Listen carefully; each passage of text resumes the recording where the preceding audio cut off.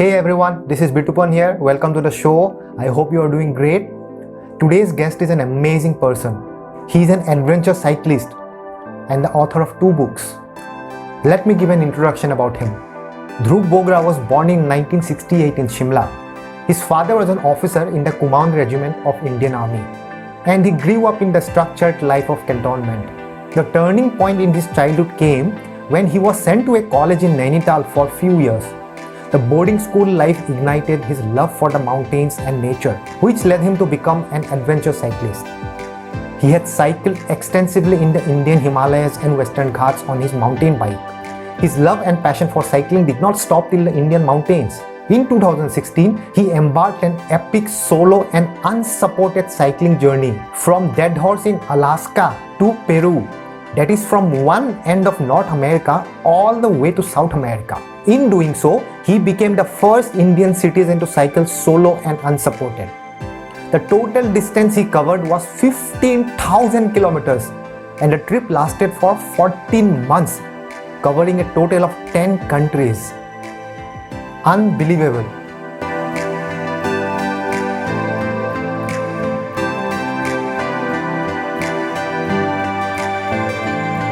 To give you an idea of how much is 15,000 kilometers, the distance between Srinagar, which is in Jammu, till Kanyakumari is 3,622 kilometers.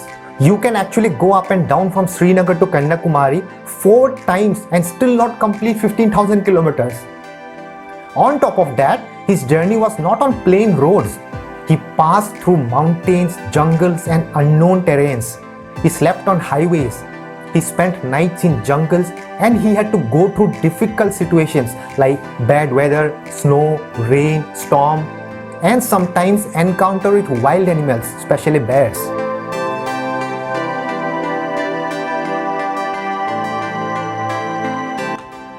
This is the story of one man, not a teenager, a 48 years old man, on a bicycle with a 40 kilos backpack, cycling through unknown places in the largest continent on the planet. All alone. Can you believe that? After coming back from the trip, he wrote his first book called Grit, Gravel and Gear, which is about the natural habitat on our planet, the indigenous people, and the culture of the Americas and extraordinary experiences that he had along his journey. It comprises of a collection of 22 stories detailing his solo journey across this fascinating 15,000 kilometer stretch of land on his bicycle. The book has detailed maps, illustrations, and beautiful pictures depicting the landscapes, the people, and American culture. And it has also numerous poems written by him while on the journey. He has spent the last 30 years working in leading multinationals and large corporates. He has held many senior leadership roles in the retail industry in companies such as Titan Industries, Bestseller Retails, and Adidas. He is currently the country manager for the fashion brand Forever New in India. A person who has spent more than a year in the wild and nature has definitely a lot to share with us. I'm excited to talk to him. Let's get started. So hello Mr. Dhruv, welcome to the show. How are you? Hi, Bitupan. Thank you for having me on the show. Glad to have you. Very happy to be here. It's early morning. I just came back from a ride. Feeling very energetic. All right. So let's jump into your 15,000 kilometers ride. And I want to know your best experiences and your worst experiences. Let's start with the best experiences first. And which place was it? And what was the experiences? Can you share that with us? So basically, my ride was from Dead Horse, Alaska to Cusco in Peru. And this ride obviously goes through 10 countries. It was solo and unsupported. And therefore, one of the toughest rides that any cyclist can take, especially because the first 1,000-1,500 kilometers are on the Dalton Highway, which is in the remote Arctic. It's considered one of the most dangerous roads in the world. So, when you ask me about which are my best and worst experiences, I would really classify it into 2 parts, the best and the hardest. Okay. I don't think there was any worse experience. Yes. Because worse is always, something that you didn't like. But I loved every bit of the journey. I loved the struggle. I loved the hardship. And a And it lot of was by people your ask me, choice, so it cannot be it was worst, by right? my choice. So a lot of people ask me, did you want to turn back? It's a Hmm. long way. You are alone, carrying 40 kilos of gear, and every day camping in the wild, eating out on your own. Meeting animals on the way, wild animals also. So yes, my best experiences from that point of view were 3, 4 countries. One was definitely Alaska, which is absolutely, the wilderness there is really fantastic. Hmm. It's really, you have to go there to believe it, how wild and how remote it is. Hmm. Especially all of us, Beethoven, we live in a very populous country. So Right. we're not able to imagine that in a million square kilometers, there will only be 60 people, or 80, 90,000, 100,000 people spread over a large province, which is 5 times the size of Uttar Pradesh. So, when you look at it like that, it kind of rocks your mind that there is so much of untouched beauty in this world. So that is Hmm. the same experience I had with Canada also, in the Yukon and the northern part of British Columbia, which is very wild. The southern part is populated by some cities, but the northern part of British Columbia in Canada is very, very remote. And then, of course, Mexico was a wonderful surprise. A lot of people talk very negatively about Mexico, but it's a very progressive country. We are on the same latitude, very similar kind of people in terms of art, culture, especially the indigenous people, and who have been settled there for the last 10,000 years, just very much like our tribal culture, right? And then, of course, Peru, which was a country very, very close to my heart. If you read the book, I've devoted many chapters to Peru. Hmm. It's an incredible country tucked away in South America. Not many Indians know about it. We don't even study South American history in school and college. So we really don't understand that part of the world. But it's a Hmm. massive continent with a fascinating history and culture. So if you really look at it, my best experiences were in these countries, because not only was I doing a lot of adventure riding through deserts and mountains, I was also going into the smaller towns and cities and going to museums and art galleries and soaking in the culture and the archaeology and all that as well. So I'm recording it for my book. Hmm.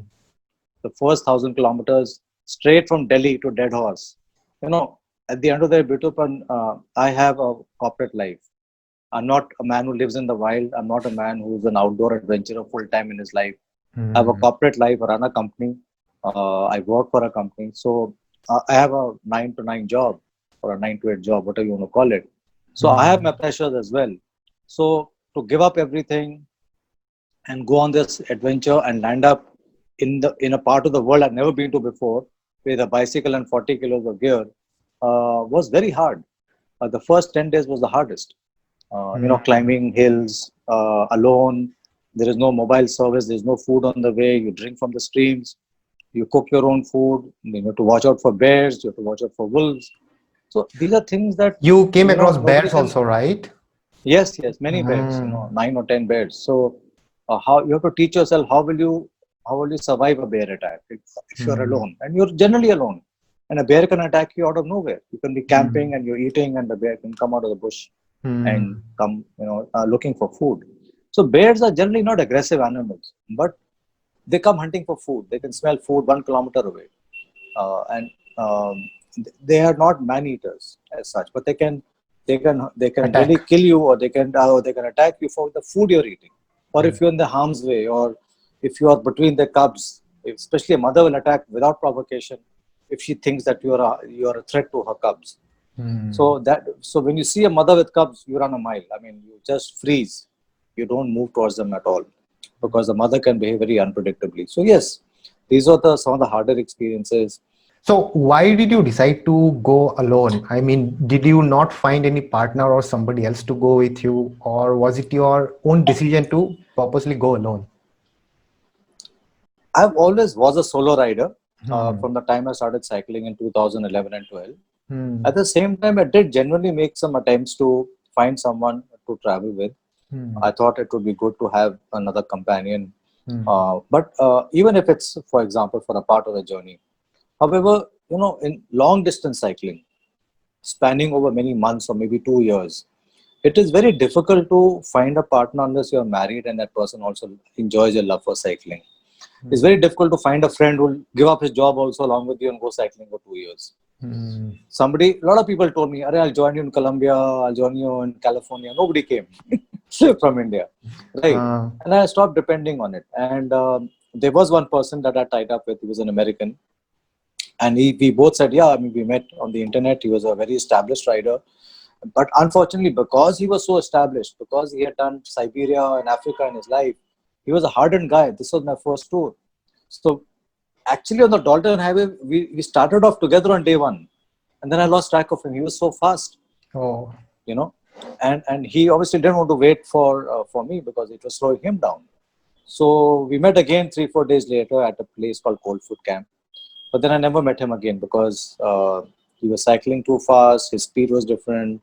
So it's when you're cycling, or whether you are running, you have to find somebody who's matched to your physical prowess and your athletic ability. Otherwise, what happens is there's a mismatch. You know, you tend to slow each other down. If one is more experienced than the other or more powerful than the other. I met another guy, a German guy, and he said, okay, I want to go from Dedos to Ushuaia, which is where I wanted to go in Argentina, but I want to do it in 100 days. I said, then, I mean, 100 days means that you are cycling like almost 200 kilometers a day. And he was a young boy, 20, 21, very strong and, German athlete, that kind of a thing. But his idea of the journey was very different. He just wanted to do it like for a record. My journey was different. I was going on a quest. I wanted to explore the world. I wanted to take pictures. I wanted to go to different parts of different societies. And, really, it was more sociological, adventure, historical, everything combined together. Your family must also have been family members who have been really worried about you, right? Because you call them my after. Parents were very worried. Yeah. I'm just imagining how that would happen when you call them after a week and how is it going? You tell them, yeah, nothing much, just was about to get attacked by a bear, but everything is going fine. Yeah. How would they react? Yes. Well, I would say my parents were very, very tough about the whole thing. Okay. And I think they sort of took it very, very well, very bravely, I would say, because, and firstly, I think it's also their confidence and faith in me and belief that they let me go also. In the sense, without resorting to too much of pressure, don't go. Initially, they were against the whole trip. My family, my relatives, everybody was against it. But when they saw that I am really, really keen to do it, and obviously I was 48 then, so how do you stop a 48-year-old guy from doing what he wants to do? Especially when he's independent, totally, you can stop your 18-year-old from going, mothers will emotionally blackmail maybe, but you can't stop a 48-year-old guy from doing what he has to do. So you accept it. How was your health during the whole journey? Did you have any health issue in between? I had no health issues till I crossed over to Mexico. Okay. In Mexico, I think because of the change in weather from the US West Coast to slightly warmer, though it was January and it was fairly nippy, it was 18 degrees during the day and maybe about 12, 13 degrees in the night, not very cold. But the change in temperature and the desert wind, I got bronchitis. Then I got typhoid later on. After 4,000 kilometers, I got typhoid in Mexico. But once I recovered fully, I rested properly for about a week or 10 days. Once I recovered fully towards the end in Mexico, I never felt sick again after that. Okay. Whether it was Central America or Peru, my health was absolutely fine. I was quite strong. And it has to happen. I mean, in 14, 15 months, if you fall sick once or twice, it's normal. I'm surprised that I got so wet in the rain in America all the time. And I was so cold, and I was eating from the road in Canada and Alaska, but I never had a single day where my stomach was out or my throat was bad. Nothing. It was perfect. It was just beautiful health. Whereas in the city, you're always falling sick. I mean, every 4 months you have some sore throat and you have to take antibiotics.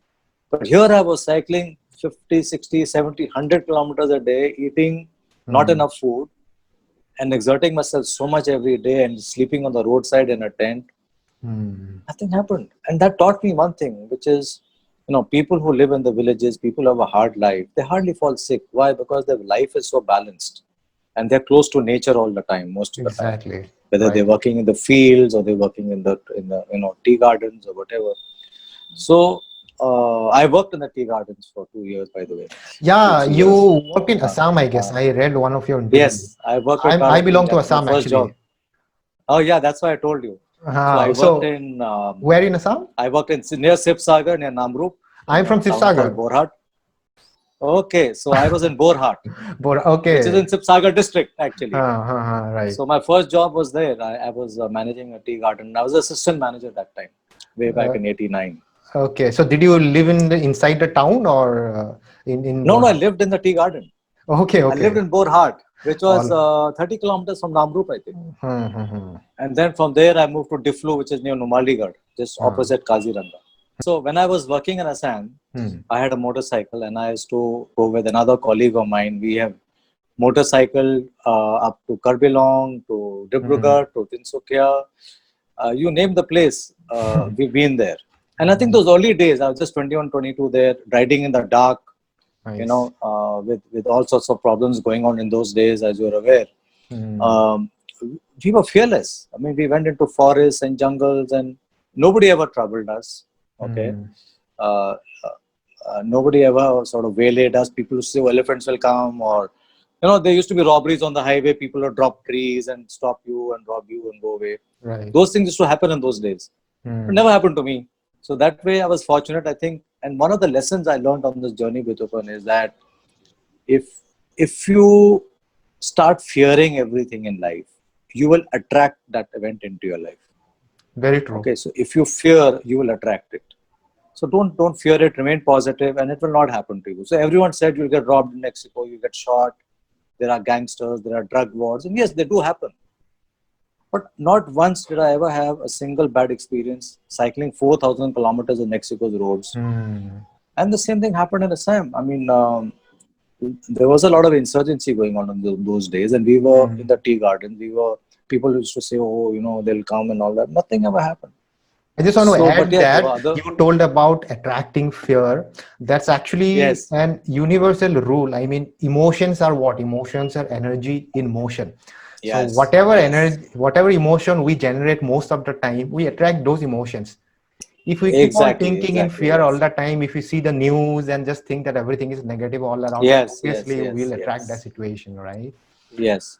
So I also I stopped watching the news while I was on the journey. Very less. I watched very less news. I think the only news I followed was Trump getting elected to becoming president while I was in the US, because I was in the US that time, that the morning he was elected. Okay. So Nice. yes, people were super depressed around me, but I couldn't escape that news. But I stayed away from the news for almost 1.5 years. So like I said, you attract what you think. Exactly. And what you believe. So tell me about your book. What readers can find in your book, and what can they learn from your book? Well, I'll show the book to your readers. So that's Grit, Gravel and Gear.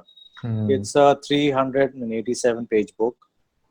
The book chronicles my journey, not day by day, but I've taken 22 segments from the journey from across 10 countries and told stories of, like you said, the best and the hardest moments and the great experiences that I had, the people that I met, the animals, the culture, the indigenous tribes, and the cycling journey itself. So it's not just a cycling book, it's an adventure book. It's about exploring new worlds, seeing with new eyes. I talk a lot about cultures. I talk about myths and beliefs. I did a lot of research, whether it was the Maya people, the Aztec people, the Inca people, and also about towns, little unknown towns that are so amazing. For example, the town of Tequila in Mexico has the world's oldest functioning distillery. And we heard about the drink tequila, but I doubt if anyone even knew there's a town called Tequila in Mexico which makes tequila. And that is the origin of tequila. So things like that, very interesting things. Or the Maya, or Tikal, the capital of the Maya Empire in Guatemala. So the book is full of interesting information, experiences, conversations with people, art and culture. It's full of pictures, a lot of black and white pictures, a lot of color pictures, maps. So the maps are there. And I wrote a lot of poems on the way. So those poems are also there. So if anyone loves poems, they can pick up the book. And they're poems about love, about loneliness, about the hard life on the road, the beauty of the land, so to speak. It aims to interest and entertain. Right. The idea is to make it entertaining. I always kept the reader in mind, especially in India. So if I had written this book, if I was a European, my style would have been very different. But for an Indian reader, I have actually explained a few things which other people in other countries who cycle a lot or do these kind of things would know naturally. And this is my last question. I just want you to give a message to the viewers for somebody who lives in cities and who is not really connected to the nature. See, what you did may not be possible for everybody for various reasons. Maybe Of course, the health may not, yeah. Or let's say it's for females, okay, for ladies, it may not be even possible to actually cycle for a long journey with 40 kilos on their back. It may not be possible. But still, yes, of course. By living in the city, how can people still connect to the nature? What best they can do? Okay, I think, and this is a very good question, Betupan, because when I talk about the book and I talk about the journey, a lot of people think, "Oh, I can't do this." That's not the idea. I also didn't start like that. I think the most important thing is not to think about physical prowess, but to be close to nature. Right. We are going through a very interesting time in our history of the world. The roads are quieter. There is a lockdown going on. Don't fear the lockdown. Just step out in the morning and hear the birds in the park.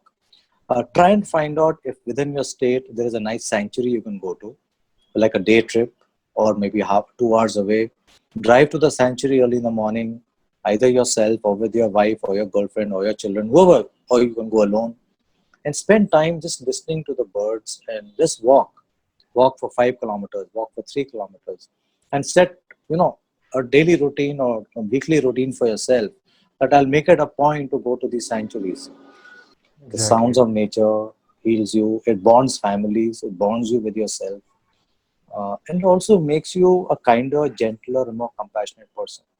So I think this is what we need in life, whether the society we live in, which is so torn apart by divisions of all types.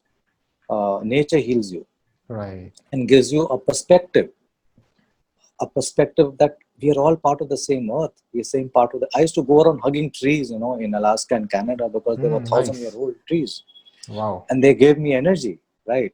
And same way, I mean, when did we last hug a tree, which is really beautiful? So I think we need to understand we are made of the same dust, the trees, our cellular structure, and we will always be in harmony with it if we allow it to come to our life. Very nice. Okay. That's very important. True. All right. Fine, sir. So it was great talking to you. Thank you so much for your wisdom. Thank you. And also we learned a lot from your experiences. And Betupan, I wrote a second book called Away. Away, yeah. Which is available as an ebook. That's about my adventures in the Himalayas. So I hope maybe some people can take inspiration from that it is possible to get away for 4 to 6 days and still keep your job and be happy. So all the best to you and your show in the future and to you personally. Thank you. Thank you, sir. Bye-bye.